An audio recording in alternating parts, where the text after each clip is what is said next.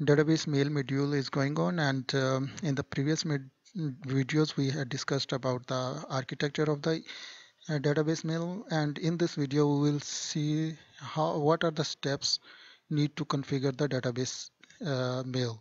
So first of all, we have to enable the database mail features. How we can enable the database mail features? There are two ways to enable the database mail features. We can use the SQL Server Management Studio. In the Management Studio, when we will click on the database email, it will give us this message: the database mail feature is not available.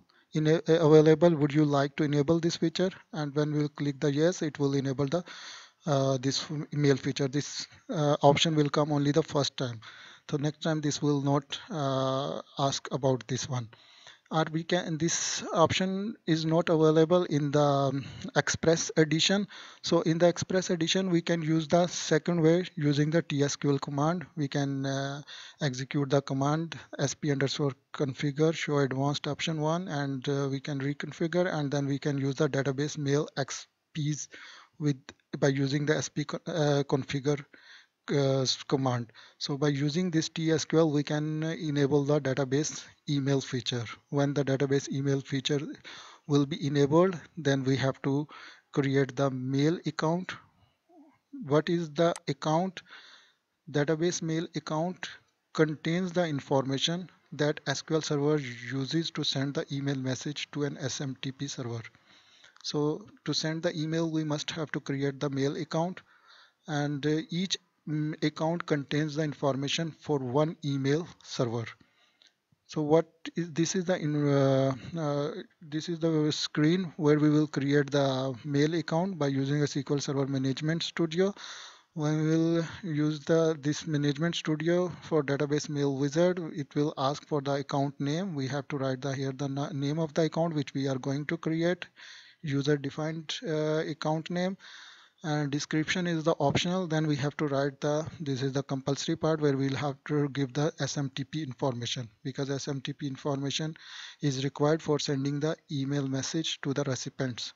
This here we will write the email address. This email address is the address by using this email we will send the email to the recipients.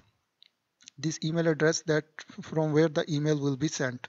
So here we have to write the this display name is the name which will be displayed when the recipient will receive the email. The name will be displayed in this name, and it's the optional, and reply email is also optional, and server name we must have to enter. This is the SMTP address.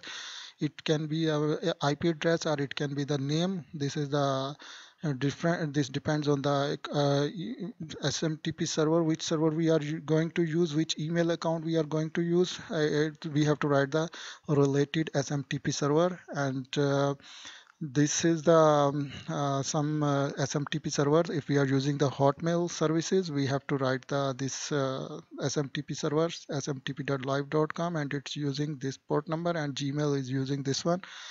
And I will use the Outlook Office 365, so I will use this SMTP server name.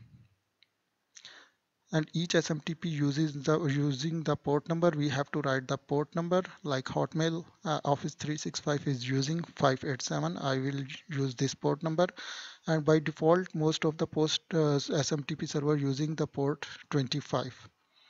And if I will want to use the encryption in the message, so I have to use this SSL secure connection. And the basic some SMTP server requires the authentications, so I have to enter the username and passwords. And some SMTP server did not require this user credentials. So in that case I can use this anonymous authentication. So this is the steps need to configure the database mail account. After creating the database mail account, I have to create the database mail profile. So database mail profile is a collection of database mail accounts created in the previous steps. So one database mail profile may contain more than one accounts. We can use the tsql command, or we can use the SQL Server Management Studio to create the profile. uh, if we are using the SQL Server Management Studio. So this is the screen will appear to create the profile.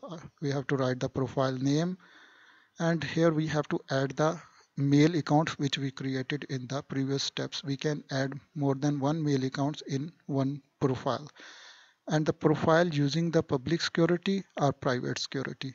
If we will use the public security for the profile, then it will allow all the users which have the access to the MSDB to use this profile.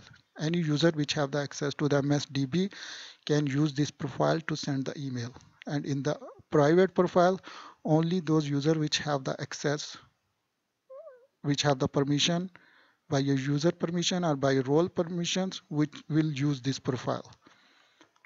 And so we need to create the profile for using the database mail feature. So these are the three steps to configure the database mail. First, we have to enable the database mail feature. Then we have to create the account, which will contain the SMTP information. Then we have to create the database mail profile, which will use the mail account to send the email.